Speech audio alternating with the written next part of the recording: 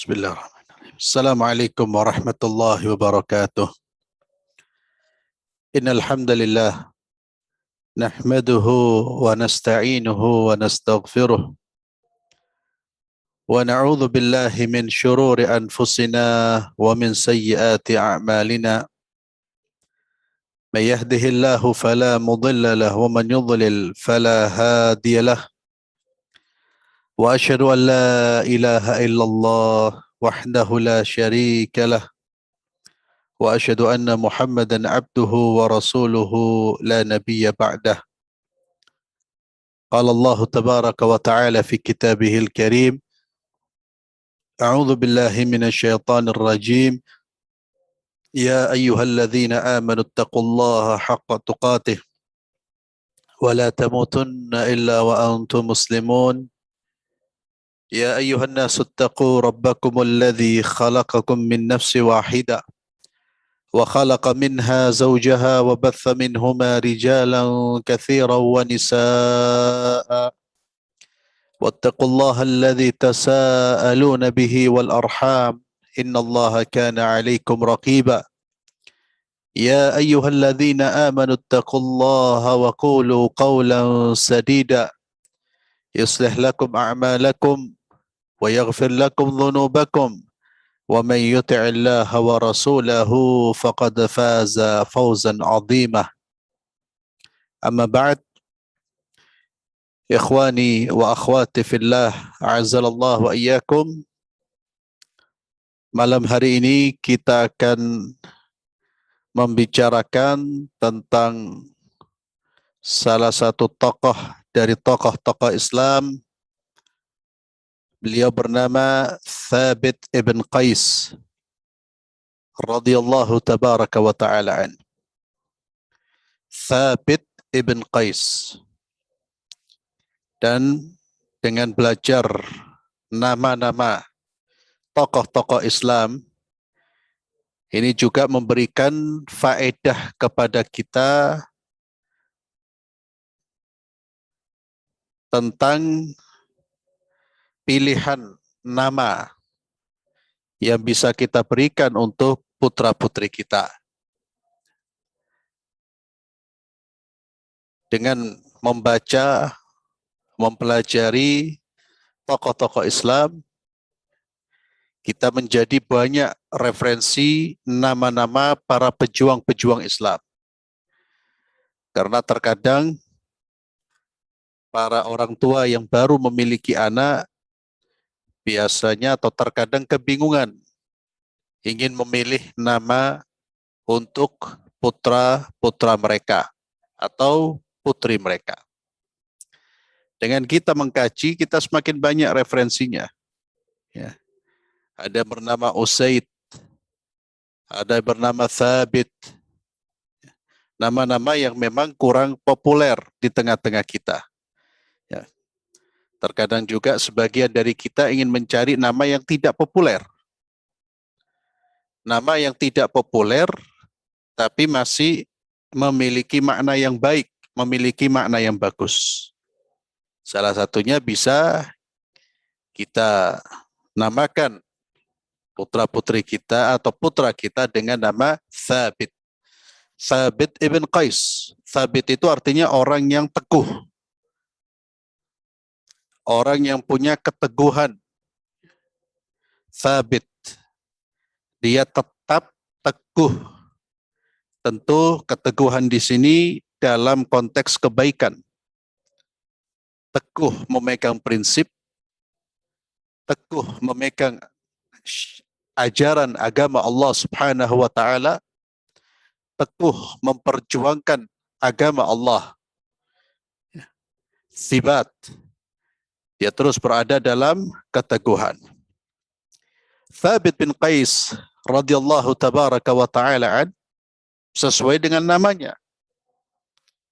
Beliau adalah salah seorang sahabat Nabi yang berpegang teguh dengan agama Allah, dan juga beliau adalah sahabat Nabi yang konsisten dalam berdakwah, berjihad, dan mengorbankan diri demi agama Allah Subhanahu wa ta'ala. tidak pernah mundur, tidak pernah bergeser kakinya, dia thabit, dia tetap berada di jalan yang dilalui oleh Nabi kita Muhammad sallallahu alaihi wasallam. Thabit bin Qais, sahabat yang punya kelebihan dalam aspek berorasi, kemampuan berbicaranya itu sangat baik. Juga Thabit ini seorang sahabat yang punya kelebihan kerasnya suara. Ya, suaranya itu keras. Kalau memanggil orang dari jarak jauh, itu beliau mampu menyampaikan suaranya ke orang tersebut. Sedangkan orang yang lain, sahabat yang lain nggak mampu. Jadi suaranya itu keras, kemudian juga kemampuan dalam berorasi, kemampuan dalam menyampaikan gagasan, itu menjadi salah satu kelebihan dari Thabit bin Qais radhiyallahu tabaraka wa ta'ala. Jika di dalam Islam, di tengah-tengah sahabat Rasulullah sallallahu alaihi wasallam, ada sahabat yang bernama Hassan bin Thabit. Beliau seorang atau salah satu penyair Rasulullah sallallahu alaihi wasallam dan Islam.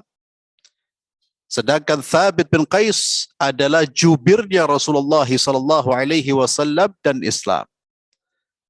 Jadi memang masing-masing sahabat itu punya kelebihan-kelebihan dan mereka memanfaatkan kelebihan potensi yang ada pada diri mereka itu. Mereka manfaatkan untuk berjuang di jalan Allah Subhanahu wa taala. Berjuang bersama Rasulullah sallallahu alaihi wasallam. Antum yang punya kelebihan di dalam bidang tulis menulis, maka jadikan media tulis menulis itu untuk berdakwah di jalan Allah, untuk berjuang di jalan Allah.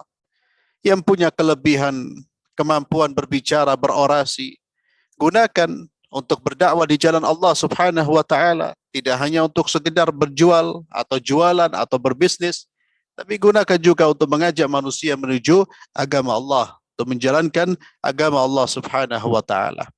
Sahabat yang memiliki potensi, kemampuan-kemampuan, mereka betul-betul optimalkan kemampuan tersebut.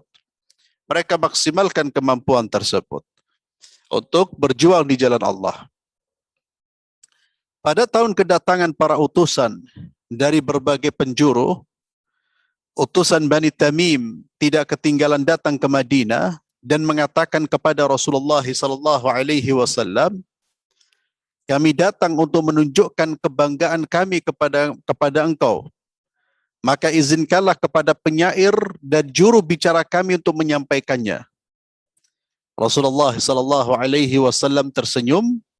Lalu beliau bersabda, aku telah mengizinkan juru bicara kalian, silakan ia berbicara.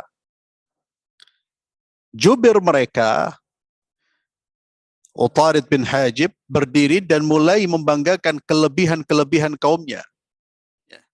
Ini salah satu konten ya yang disampaikan atau isi yang disampaikan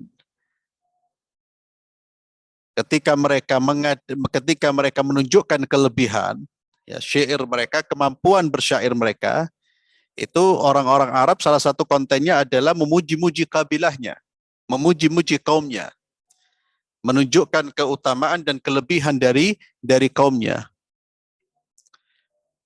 Ketika pernyataannya telah selesai, Nabi sallallahu alaihi wasallam bersabda kepada Thabit bin Qais, "Qum, berdirilah wahai Thabit dan jawablah." Dan jawablah. Subhanallah, ya ini seperti di beberapa daerah, wallah alam ya di Betawi mungkin, ya ketika ada lamaran ya, jadi masing-masing punya penyair atau yang mengemukakan pantun-pantun ya, saling jawab seperti itu. Jadi Nabi menyuruh Thabit bin Qais untuk menjawab.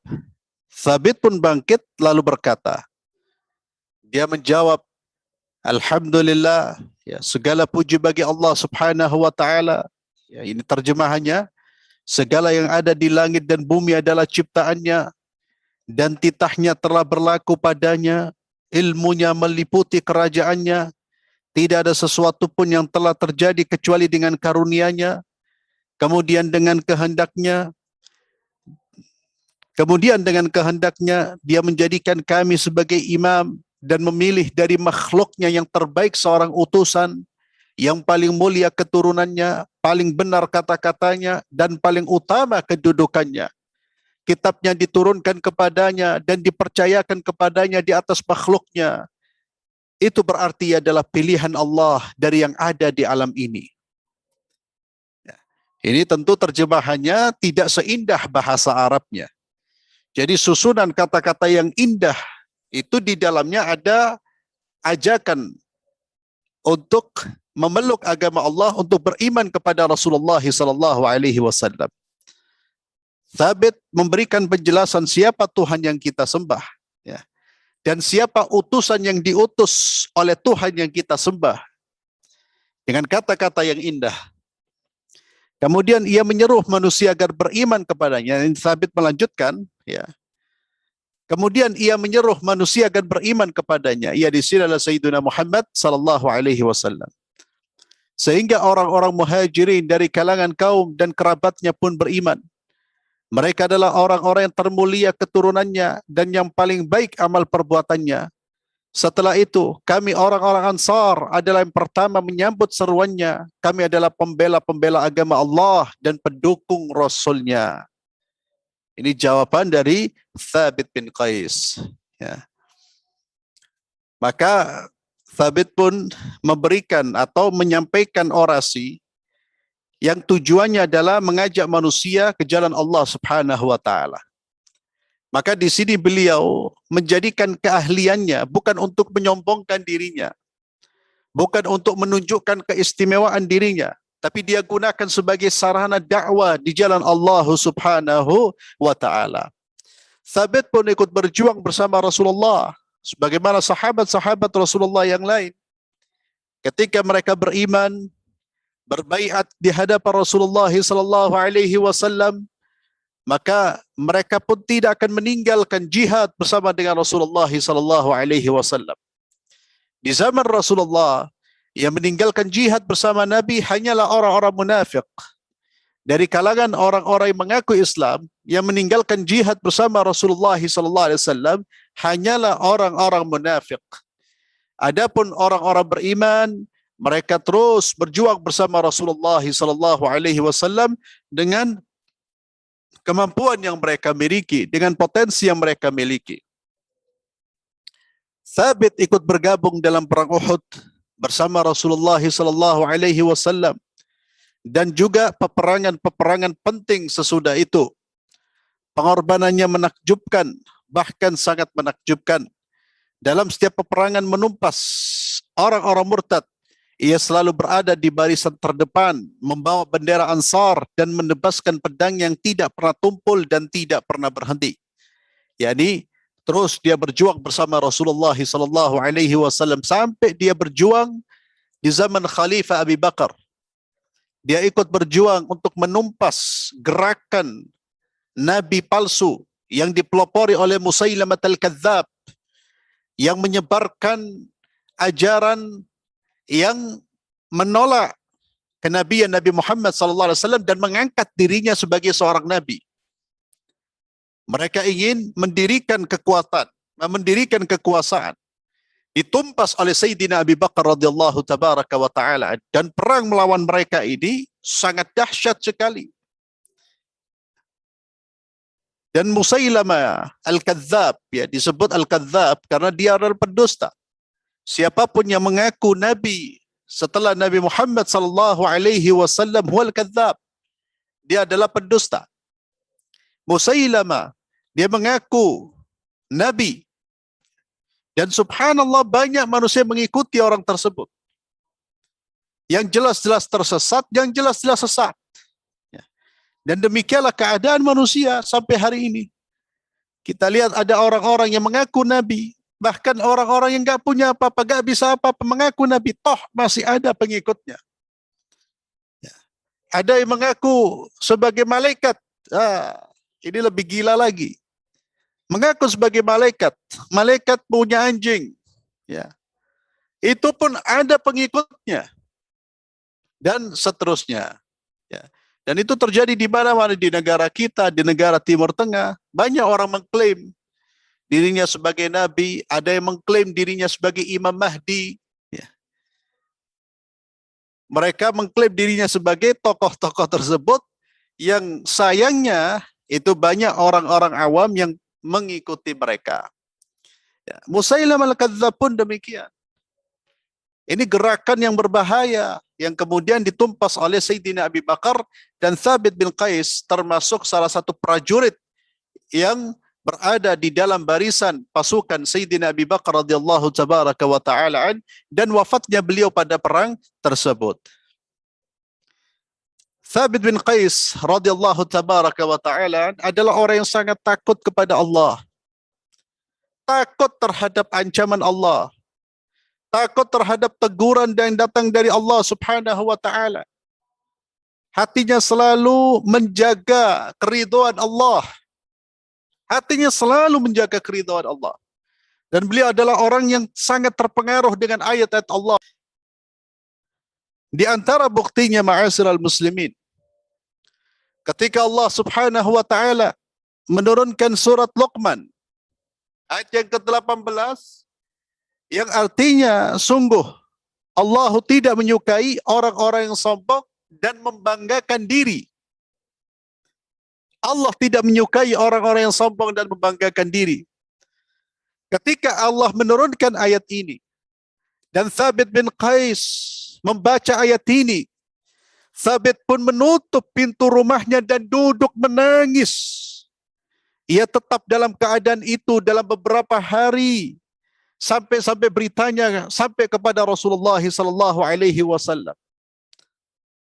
Nabi pun memanggil Thabit bin Qais dan Nabi bertanya, "Kenapa engkau tidak keluar ya Thabit? Kenapa engkau mengunci dirimu?" Kata Thabit, "Wahai Rasulullah, telah turun firman Allah subhanahu wa ta'ala, sungguh Allah tidak menyukai orang-orang yang sombong dan membanggakan diri. Sedangkan saya ya Rasulullah adalah orang yang suka menggunakan pakaian yang indah. Saya senang menggunakan alas kaki yang bagus ya Rasulullah. Aku khawatir, aku takut bila karena aku suka menggunakan pakaian yang bagus dan alas kaki yang bagus, aku khawatir aku menjadi orang-orang yang congkak dan sombong. Dan aku menjadi orang yang tidak dicintai oleh Allah subhanahu wa ta'ala. Maka aku terus mengunci diriku ya Rasulullah." Nabi pun sallallahu alaihi wasallam menanggapi jawabannya itu sambil tersenyum. Senang Nabi. Kata Nabi, "Engkau tidak termasuk dalam golongan mereka ya Thabit. Engkau bukanlah orang yang dimaksud oleh Allah. Orang-orang yang sombong dan membanggakan diri." Dan ini satu rekomendasi dari Rasulullah sallallahu alaihi wasallam. Satu kesaksian dari Nabi tentang sifat Thabit bahwa dia bukan orang yang sombong dan membanggakan diri.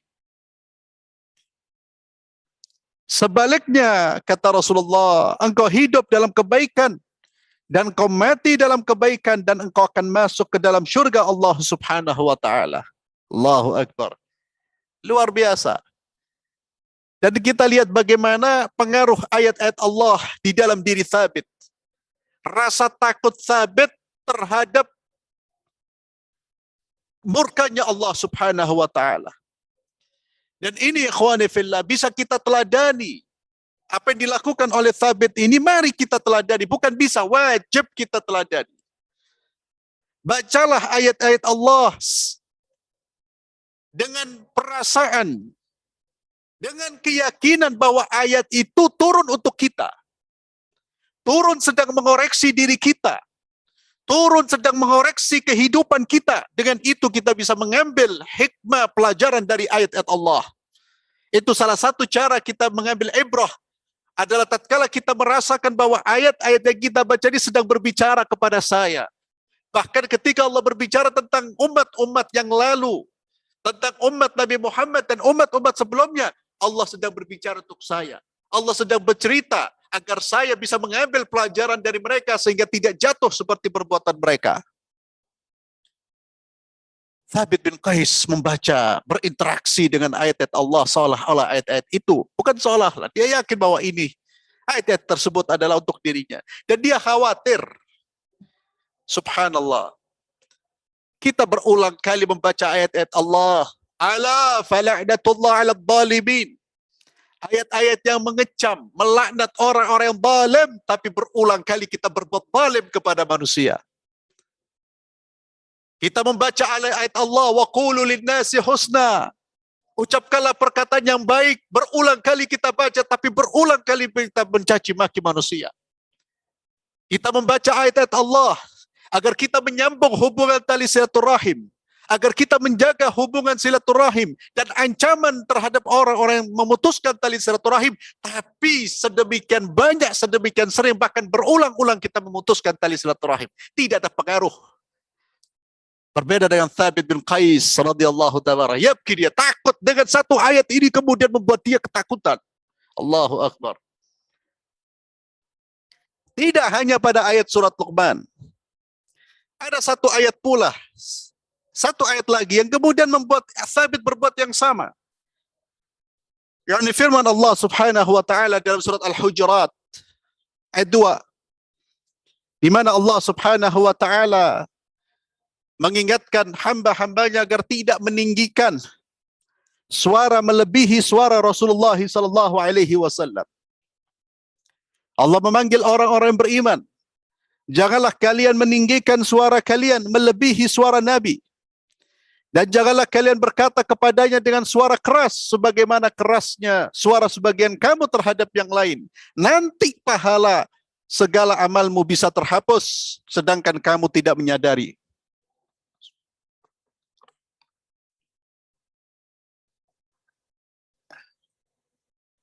Larangan untuk meninggikan suara.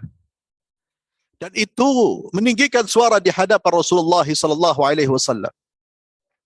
Dan itu berdampak pada gugurnya amal kebaikan.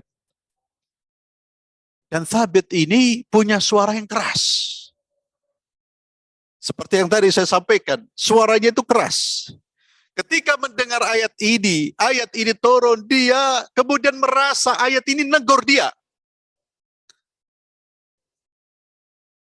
Begitu ketakutannya Thabit bin Qais, sampai-sampai dia pun menutup pintu rumahnya dan terus menangis.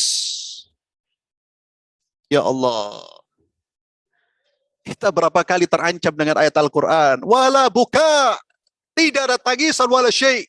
Bahkan seolah-olah kaki kita sudah di surga. Terancam dengan berbagai macam ayat, hadis-hadis Nabi. Larangan-larangan kita langgar. Kita baca ayat-ayatnya. Setelah itu, khalas.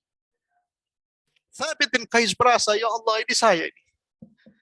Habis amal-amal saya. Suara saya keras. Dia pun mengunci pintunya. Dia menangis. Terus menangis. Dan Nabi SAW adalah orang yang selalu memperhatikan sahabat-sahabat beliau. Beliau selalu melihat, mencari. Jika ada si fulan tidak kelihatan, ditanya oleh Nabi, di mana si fulan? Di mana si Allad? Dan itu salah satu perhatian Rasulullah kepada umatnya. Tidak peduli siapa sahabat tersebut. Beliau mencari dan Nabi tidak menemukan. Dan kemudian mengutus seseorang agar memanggilnya. Dipanggil Thabit bin Qais.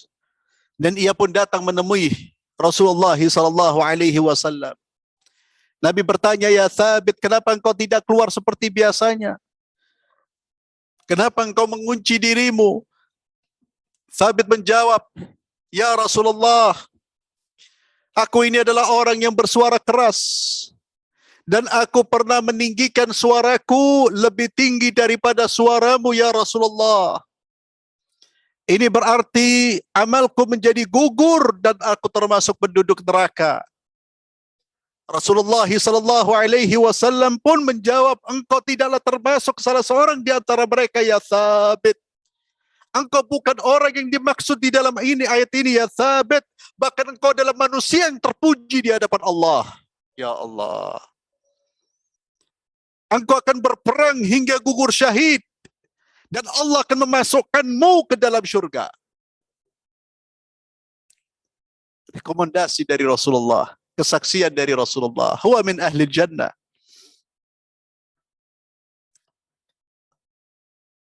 Maka Thabit pun kemudian merasa tenang. Namun ma'asyiral muslimin, ketika Nabi SAW mengatakan engkau adalah orang yang terpuji, engkau akan masuk syurga, engkau akan syahid, tidak kemudian membuat Thabit mengendorkan semangat jihadnya di jalan Allah. Tidak kemudian dia berjalan sambil menunjukkan saya waliullah. La. Tidak meninggikan dirinya sebagaimana manusia-manusia pada hari ini. Belum ada rekomendasi syurga dari Rasulullah, tapi dia merasa dirinya yang paling benar dan paling syurgawi. Bahkan dia mengangkat dirinya seolah-olah dia Nabi. Thabit bin Qais, dia terus menjaga dirinya, menjaga akhlaknya. Berkali-kali Nabi mengatakan, kau adalah orang yang terpuji, kau adalah orang yang mulia, kau Allah akan masukkanmu ke dalam syurga. Thabit pun terus berjalan di jalan dakwah, di jalan jihad fisabilillah, sampai beliau terbunuh pada perang Yamamah. Dan inilah mukjizat, inilah bukti kebenaran apa yang disampaikan oleh Rasulullah sallallahu alaihi wasallam. Ma'asyiral muslimin, di dalam surat Al-Hujurat Allah mengingatkan kepada orang-orang beriman, Al-Hujurat ayat 2. Dan ini menjadi pelajaran buat kita. Baca ayat-ayat tersebut. Al-Hujurat itu ayat yang bicara tentang akhlak. Baca ayat dari pertama sampai terakhir. Buka setelah ini, ma'asyiral muslimin. Bacalah. Tadabburi. Di ayat-ayat pertama Allah mengajarkan kepada kita bagaimana akhlak kita kepada Allah dan Rasulnya. Bagaimana akhlak kita kepada Allah dan Rasulnya. La tuqaddimu baina yadayillahi wa rasulih. Akhlak kita kepada Allah, jangan mendahului keputusan Allah dan Rasulnya. Jangan mengatakan halal sebelum Allah dan Rasulnya mengatakan halal. Jangan mengatakan haram sebelum Allah dan Rasulnya mengatakan haram. Jangan mendahului Allah dan Rasulnya. Itu akhlak kita kepada Allah dan Rasulnya. Di antara adab kita kepada Rasulullah, jika beliau masih hidup, jangan meninggikan suara kita lebih tinggi daripada suara Rasulullah sallallahu alaihi wasallam. Maka setelah wafatnya beliau, kata para ulama, di antara adab kita adalah jangan meninggikan pemikiran kita. Jangan meninggikan pendapat kita di atas pendapat Rasulullah sallallahu alaihi wasallam. Pendapat Nabi fauqa kulli syai, di atas segala-galanya, ma'asyiral muslimin. Itu akhlak seorang muslim. Tapi bagi orang munafik ini tidak berlaku. Syariat di bawah kaki mereka. Syariat Muhammad sallallahu alaihi wasallam mereka perangi dengan segala cara. Sekalipun mereka mengaku orang beriman, orang mukmin lah. Maka Thabit merasa seperti itu. Kalau sekarang Nabi tidak ada di hadapan kita, maka kata para ulama ayat ini tetap berlaku. Di antaranya tatkala kita ziarah di makam Rasulullah SAW, jangan berisik. Apalagi meninggikan suara. Ta'adduban, beradab di hadapan Rasulullah SAW, di hadapan makamnya. Demikian pula, lebih dari itu, ta'adduban, beradab di hadapan Rasulullah. Jangan meninggikan pendapat kita. Jangan meninggikan pandangan kita di atas pendapat, di atas syariat Muhammad sallallahu alaihi wasallam. La tarfa'u aswatakum fawqa sautin Nabi. Thabit, kembali kepada Thabit bin Qais radhiyallahu tabaraka wa ta'ala. Orang yang betul-betul menjaga keridhaan Allah dan Rasulnya. Khawatir dia mendapatkan teguran, ancaman dari Allah dan Rasulnya. Dan ternyata semua kekhawatirannya sirna ma'asyiral muslimin dengan kesaksian Rasulullah sallallahu alaihi wasallam. Ma'asyiral muslimin, a'azzallahu ayyakum. Thabit bin Qais ini sebagaimana yang tadi saya singgung, beliau wafat syuhada, sebagai syuhada, wafat di medan perang, ya. Namun setelah wafatnya ma'asyiral muslimin ada satu karamah. Ada satu karamah yang luar biasa, dan ini disebut dengan karamah. Karamah yang sesungguhnya bukan karamah yang dikarang-karang atau yang sekarang dijadikan bahan pelaris bagi tokoh-tokoh tertentu untuk melariskan dirinya atau melariskan syekhnya, menyampaikan berita-berita yang luar biasa. Dia menyampaikan bahwa fulan pernah melihat Tuhan di dalam mimpinya, la haula wala quwata illa billah, bermimpi bertemu Allah berkali-kali. Ya akhi, sahabat Rasulullah SAW, kembali kepada Thabit bin Qais, ada satu karamah yang Allah tunjukkan, dan ini menunjukkan kemuliaan Thabit bin Qais. Setelah Thabit bin Qais beliau wafat sebagai syuhada, ada seorang muslim yang baru saja masuk Islam melintas di dekatnya, yakni di dekat jasadnya Thabit bin Qais, dan melihat pada tubuh Thabit masih ada baju besinya. Ya, dia berperang menggunakan baju besi, Pak. Itu salah satu ikhtiar seorang mukmin. Ya. Ikhtiar orang beriman. Dia melihat baju besinya yang berharga. Si muslim ini dia mengira bahwa dia berhak atau boleh mengambil baju besi dari Thabit yang baru saja meninggal. Dia pun mengambil. Maka ketika laki-laki ini mengambil bajunya Thabit bin Qais, dia bawa pulang. Sampai suatu saat ada seorang laki-laki muslim, seorang laki-laki yang sedang tidur. Lalu dia bermimpi didatangi Thabit dalam tidurnya. Dan Thabit berkata, aku hendak mewasiatkan kepadamu satu wasiat. Tetapi jangan sampai engkau katakan bahwa ini hanya mimpi lalu kamu sia-siakan. Ketika aku gugur syahid, kata Thabit, seorang muslim melintas di dekatku lalu mengambil baju besiku.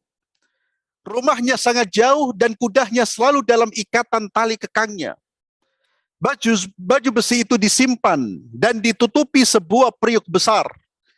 Dan periuk itu ditutupi pelana unta. Temuilah Khalid, panglima perang kaum muslimin, dan mintalah agar mengirimkan orang untuk mengambilnya. Dan bila engkau telah sampai di Madinah dan menghadap Khalifah Abu Bakar, katakan kepadanya bahwa aku mempunyai utang sekian banyaknya dan aku berharap ia bersedia membayarnya. Ketika laki-laki itu terbangun dari tidurnya, jadi dia mimpi didatangi Thabit, Thabit memberikan wasiat seperti itu. Menunjukkan baju besi yang diambil, kemudian dia berwasiat, saya punya utang, temuilah Abu Bakar agar membayarkan hutang-hutang saya. Ketika laki-laki itu terbangun dari tidurnya, ia menghadap kepada Khalid bin Walid, panglima perang kaum muslimin, lalu menceritakan mimpinya. Khalid pun mengutus seseorang untuk mencari dan mengambil baju besi itu, dan orang tersebut mampu menemukannya di tempat yang sama persis dengan apa yang digambarkan oleh Thabit bin Qais.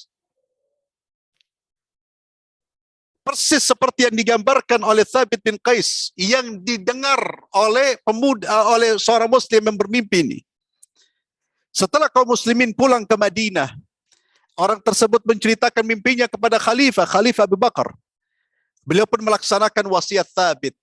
Apa wasiatnya? Agar membayarkan hutang-hutangnya. Maka di sini ma'asyiral muslimin, orang berhutang silakan. Boleh berhutang, asalkan ketika berhutang Anda niat untuk membayar. Kata Nabi SAW, orang yang berhutang, lalu ketika dia berhutang niat untuk membayar, maka Allah akan bayarkan hutangnya.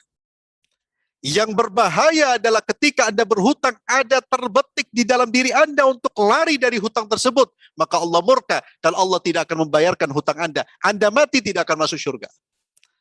Tapi orang-orang yang berhutang dengan niat yang baik, dia niat untuk membayar dan dia belum sempat membayar, maka Allah akan membayarkan. Bahkan Thabit bin Qais diberi kesempatan oleh Allah, bukan bangun dari kematian, tidak, tapi Allah menjadikan mimpi seseorang didatangi oleh Thabit bin Qais dan berwasiat kepada orang tersebut. Wasiatnya apa? Wasiatnya agar diambil baju besi itu kemudian dibayarkan hutang-hutangnya.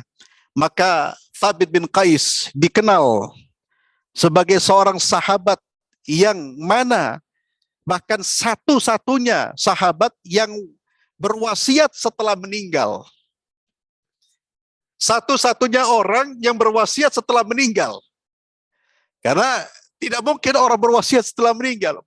Wasiat itu biasanya diucapkan oleh orang yang masih hidup. Wasiatnya dikerjakan, dilaksanakan setelah dia wafat. Karena yang namanya wasiat adalah apa yang dikerjakan setelah si pemberi wasiat wafat. Itu namanya wasiat. Maka dikatakan Thabit bin Qais adalah satu-satunya orang yang berwasiat, yang berwasiat ketika meninggal. Demikianlah ikhwani fillah azzalallahu wa iyyakum. Orang-orang masing-masing punya kelebihan. Punya sesuatu yang membuat dia mulia di sisi Allah Subhanahu wa taala. Maka sadaqallahul azim. Maha benar Allah Subhanahu wa taala ketika Allah Subhanahu wa taala firman di dalam surat Al-Imran ayat 169, di mana Allah Azza wa Jalla mengabarkan kepada kita bahwa jangan sekali-kali kamu mengira bahwa orang-orang yang gugur di jalan Allah itu mati.